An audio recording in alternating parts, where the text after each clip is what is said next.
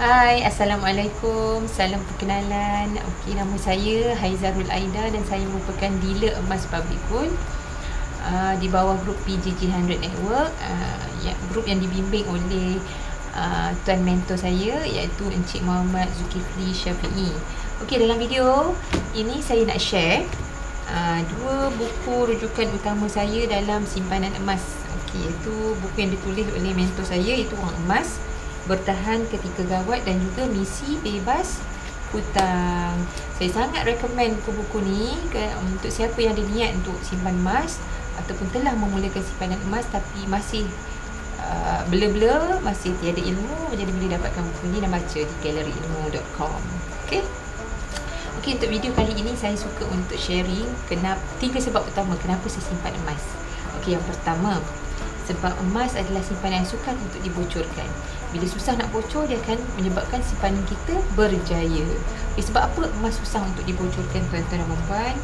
Okey, kerana kita naluri manusia dengan emas ni, kita akan rasa sayang. Dan dia cantik. Dia cantik ni setengah dinar, 2.125 gram. Jadi naluri kita dengan emas, kita rasa seronok kumpul. Kita rasa sayang. Kita nak kumpul lagi. Sebab itu pengalaman saya menjadi penyimpan emas tega daripada 2016. Gram emas saya setiap setahun sentiasa bertambah, alhamdulillah.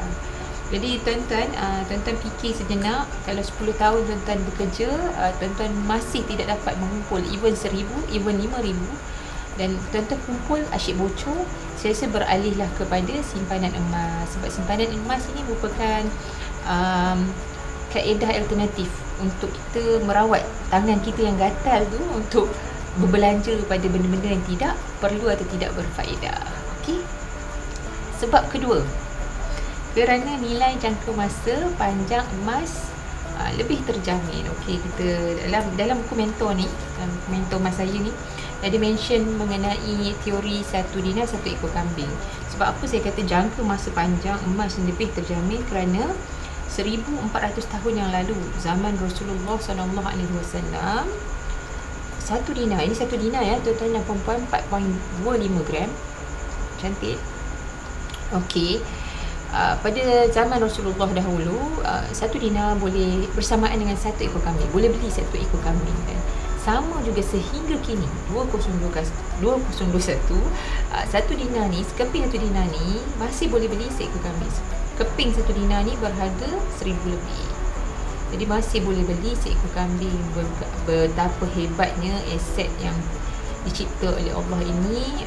Dia kalis inflasi, tuan-tuan dan puan-puan. Jadi mampu beli seekor kambing. Tak payah susah-susah kita nak beli kambing, tuan-tuan.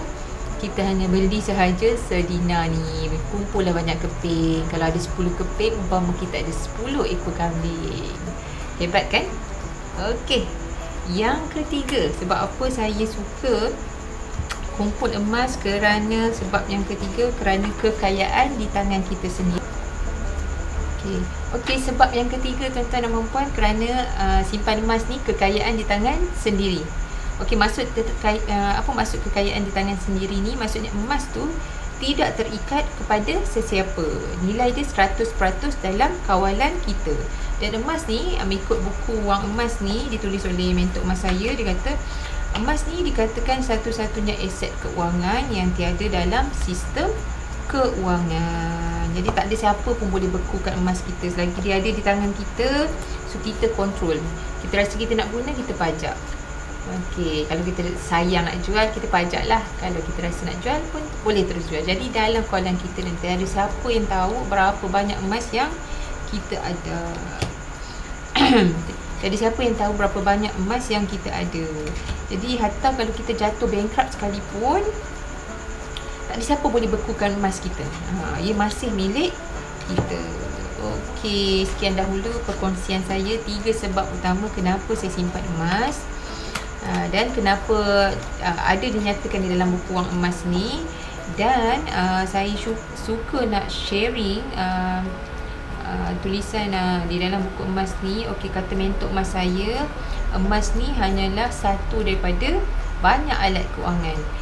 Emas bukan everything, tapi ia adalah something yang perlu kita pertimbangkan untuk dimasukkan dalam portfolio keuangan keluarga kita. Sekurang-kurangnya kata Tuan Aziz Ali, 10% daripada kekayaan kita perlu disimpan dalam bentuk emas sebagai insurans kekayaan.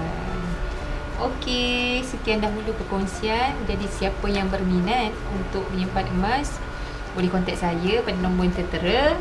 Dan boleh join Telegram saya, dan juga boleh pergi ke website saya www.haizarulaida.com.